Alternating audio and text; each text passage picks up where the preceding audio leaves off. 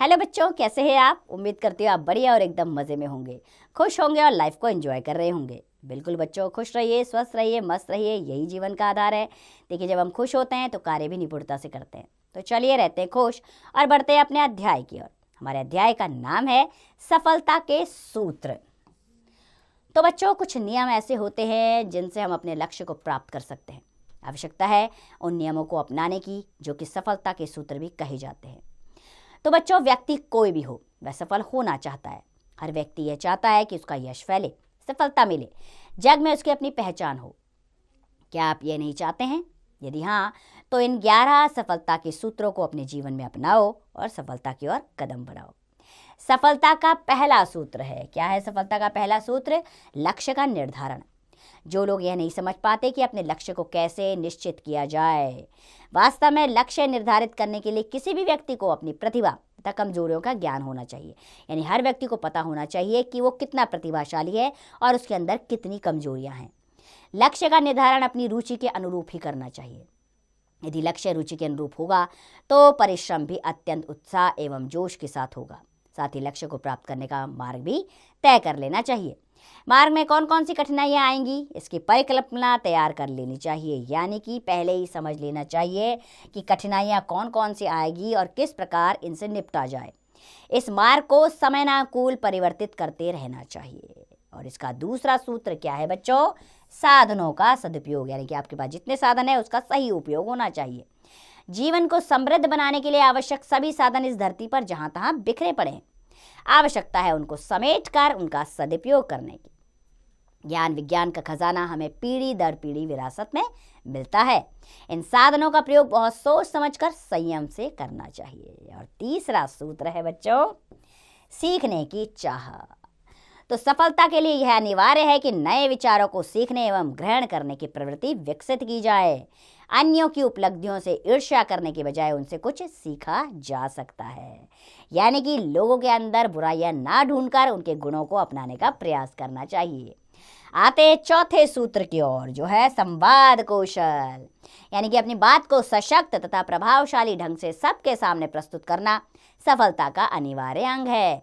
यह घर तथा बाहर दोनों स्थानों पर उपयोगी है। यानी कि आप अपनी बात किस तरह से सामने वाले को समझा पाते हैं, यह सफलता का मूल मंत्र है। आते हैं पांचवें सूत्र की ओर, जो है नेतृत्व की योग्यता। तो सफल नेतृत्व करने के लिए व्यक्ति में आत्मविश्वास, विचारों की स्पष्टता एवं दृढ़ निश्चय के गुण होने आवश्यक हैं।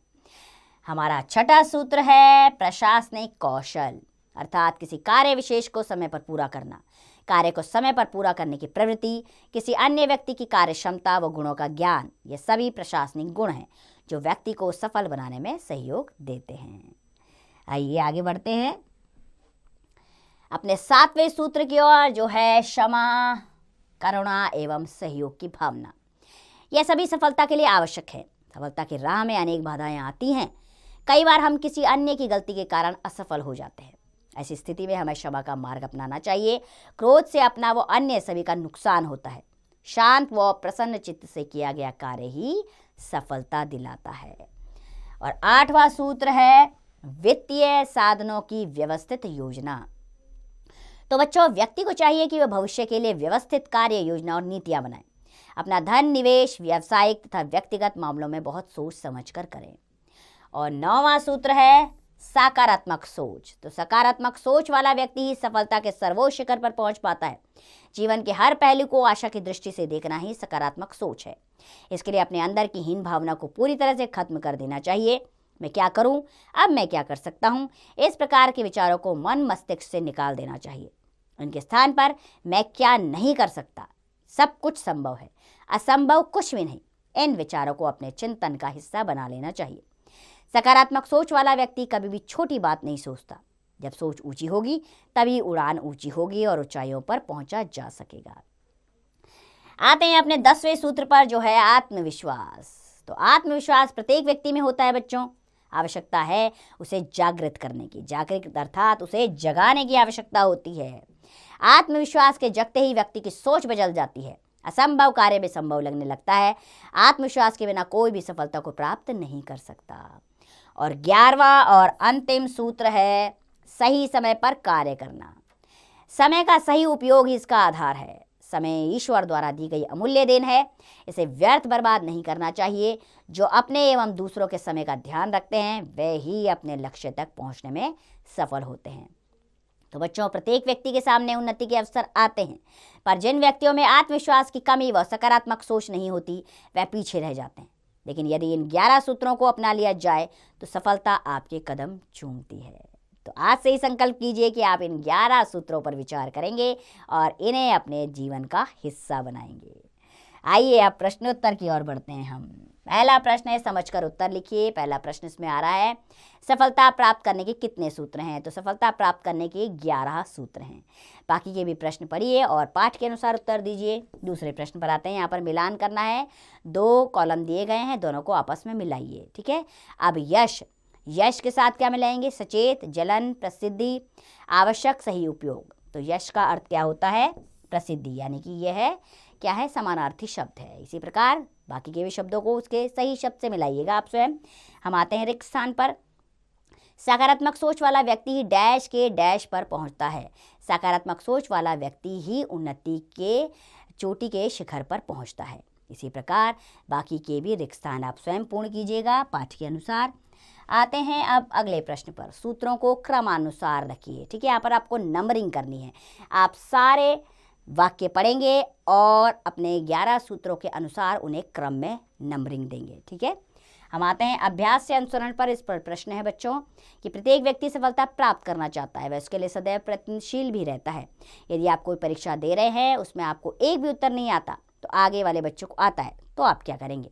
आगे वाले बच्चे से पूछ लेंगे, आगे वाले बच्चे का उत्तर चुपचाप देख लेंगे, या प्रश्न को समझकर उत्तर अपने आप लिखेंगे? मेरे अनुसार तो आपको तीसरे वाला विकल्प को ही चुनना चाहिए।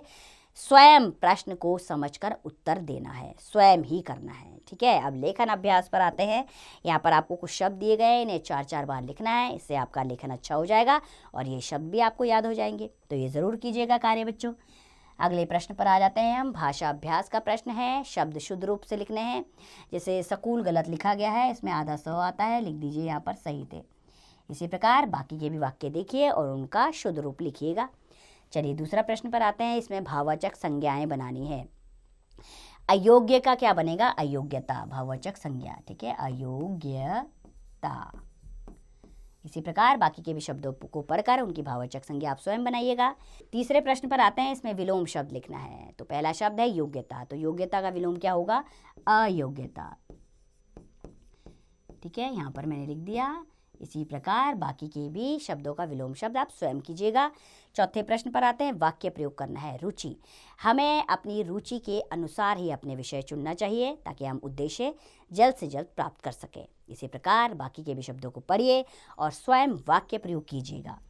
चलिए अगले प्रश्न पर आते हैं। योग्यता विस्तार का प्रश्न आ रहा है बच्चों। देखिए इसमें प्रश्न है कि परीक्षा में सफलता प्राप्त करने के लिए एक विद्यार्थी को क्या गुण अपनाने चाहिए, अपने शब्दों में लिखिए। तो आप अब ये 11 सूत्रीय उनसे समझ गए होंगे कि आपको कौन कौन से सफलता के लिए मूल मंत्र याद करने होंगे। तो आपको वो 11 सूत्रीय विषय यहाँ पर लिखने हैं। कौन कौन से 11 सूत्र बताए गए हैं उनके अनुसार आप गुण समझ गए होंगे। अब इन गुणों के बारे में यहाँ पर जानकारी आप अपने शब्दों में देंगे। तो बच्चों ये जो 11 सूत्र दिए गए हैं इनके बारे में आप विचार कीजिएगा। ये आपके जीवन को सर्वोत्तम बना सकते हैं, आपको सफलता की ओर अग्रसर कर सकते हैं। इसीलिए इन 11 सूत्रों के विषय में जानकारी लेकर उन्हें अपने अंदर आत्मसात कीजिए। अपने दोस्तों को भी इनके बारे में बताइए, इस पर कक्षा में चर्चा कीजिए और इन्हें अपने जीवन में अपनाइए। तो उम्मीद करती हूँ आपको यह अध्याय अच्छा लगा होगा। इसका अभ्यास करते रहिए और खुश रहिए, स्वस्थ रहिए, मस्त रहिए और अभ्यास कार्य ज़रूर कीजिए।